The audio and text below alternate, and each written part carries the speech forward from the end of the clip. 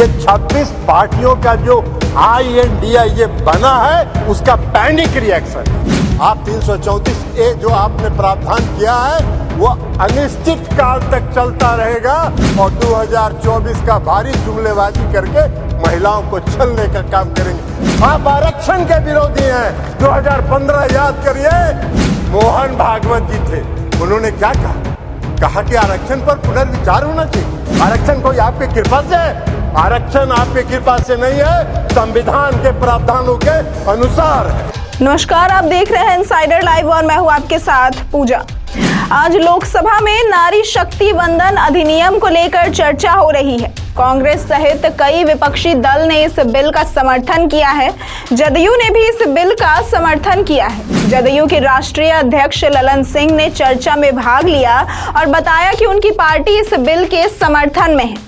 लेकिन ललन सिंह यही नहीं रुके, वो केंद्र सरकार की मंशा पर सवाल उठाते हुए भी खूब गरजे।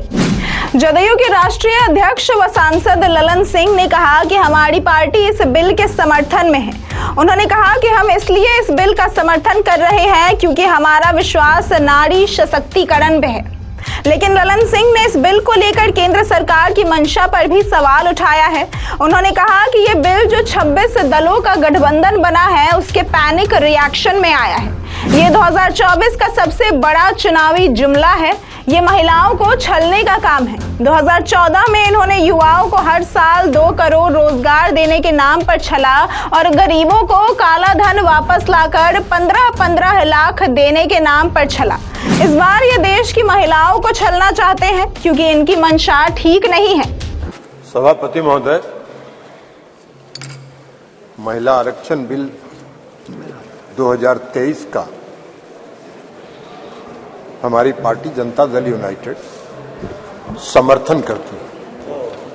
हम समर्थन इसलिए करते हैं कि हमारा विश्वास है महिला सशक्तिकरण में।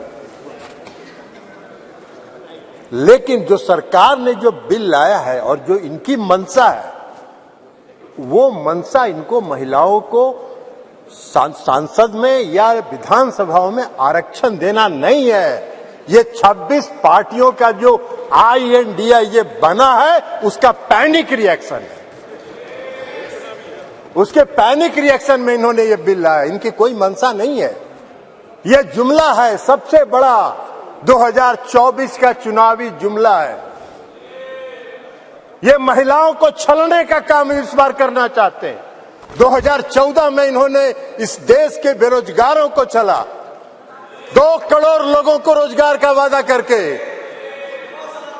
2014 के में इन्होंने इस देश के गरीबों को छला, काला धन लाएंगे, सबके खाता में 15 लाख 20 लाख पहुंचाएंगे, छलने का काम किया। और इस बार इस देश की महिलाओं को ये छलना चाहते हैं। इनकी मंशा नहीं है। यदि इनकी मंशा ठीक होती तो इन्होंने 2021 में ही देश में जाति आधारित गणना आरंभ कराया होता, जो इस देश की मांग और आवश्यकता है। इस सदन में भी जाति आधारित जनगणना की मांग होती रही, लेकिन इन्होंने नहीं कराया। गरीबों, पिछड़ों और अति पिछड़ों के प्रति न्याय करने में इनका विश्वास नहीं है। अगर इन्होंने शुरू कराया होता तो अब तक जनगणना खत्म हो गया होता, जिससे ये महिला आरक्षण बिल आज लागू हो गया होता।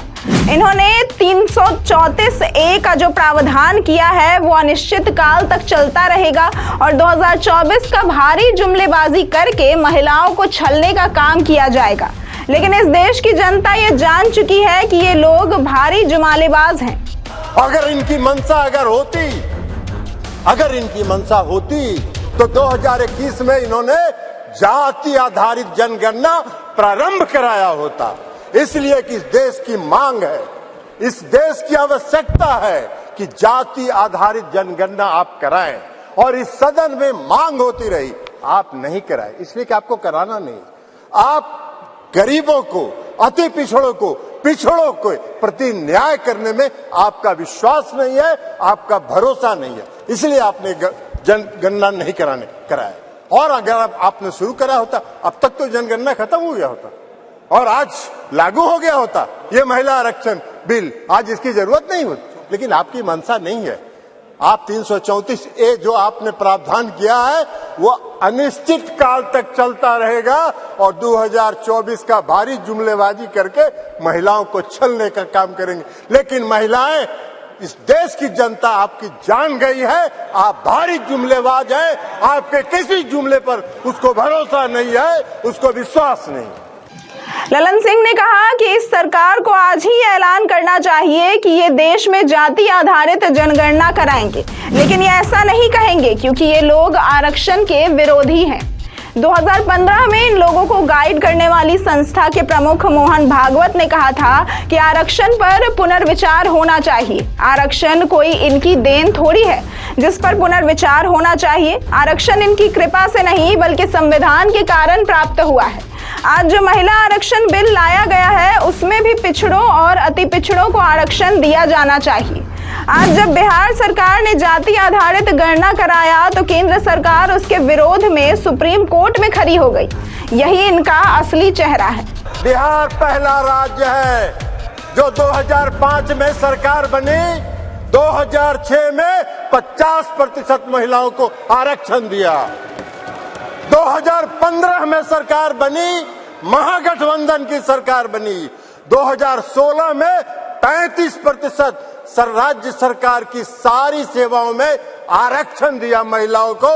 एक साल के अंदर आपकी तरह 4.5 साल इंतजार नहीं करते रहे।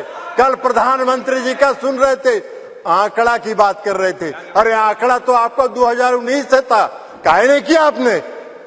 जब बेंगलोर में, पटना में, बंबई में मीटिंग हुई तो आपकी घबराहट हो गई और उस घबराहट में आप लेके आए। आपको हम बताना चाहते हैं, ये इनको क्या मालूम है दुबे जी को उत्तर प्रदेश में तो अभी सुना रही थी वो कहानी, तो इसलिए बता रहे। 1 करोड़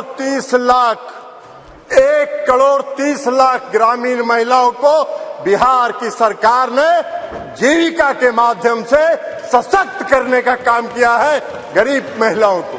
इसलिए आप क्या बात करिए, आपको क्या महिला सशक्तिकरण से बात मतलब है?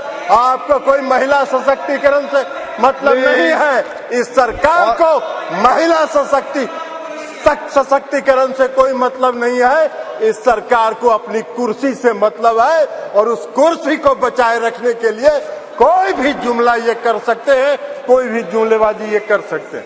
इसलिए आप कह रहे हैं नारी, आप कह रहे हैं जातीय जनगणना, आप तो देश की मांग है।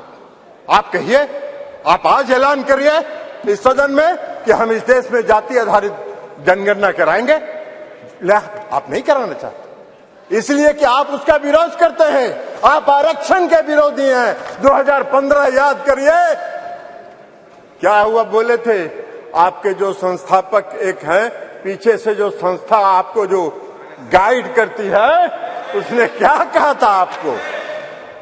आरएसएस, ये लोग बता रहे हैं आरएसएस, मोहन भागवत जी थे, उन्होंने क्या कहा कि आरक्षण पर पुनर्विचार होना चाहिए। अरे वाह भाई, बाहर सरकार आप चला रहे, आरक्षण पर पुनर्विचार होना चाहिए। आरक्षण कोई आपकी कृपा से है? आरक्षण आपकी कृपा से नहीं है, संविधान के प्रावधानों के अनुसार है। तो इसलिए आप क्या बात करिएगा? आज अगर ये बिल आपने महिला आरक्षण बिल लाया, इसमें भी अति पिछड़ों को आरक्षण दिया जाना चाहिए, उनके भी आरक्षण का प्रावधान महिलाओं को होना चाहिए। हम लोगों ने किया है, हम लोगों ने अति पिछड़ों को 20% का आरक्षण दिया है बिहार में, पंचायती राज व्यवस्था में, नगर निकाय में एकल पद पर दिया है, एकल पद पर आरक्षण दिया है। ये क्या बात करेंगे, ये भी प्रवचन दे रहे हैं, एकल पद पर मिला है। और अभी जब राज्य की सरकार ने, बिहार की सरकार ने जब जाति आधारित गणना कराने का फैसला किया तो सुप्रीम कोर्ट में केंद्र सरकार उसके विरोध में खड़ी हो गई और सुप्रीम कोर्ट उसका विरोध कर रही है। ये इनका चेहरा है, ये इनका चेहरा है और ये बात करते हैं। ऐसी ही तमाम खबरों और जानकारियों के लिए देखते रहे इनसाइडर लाइव।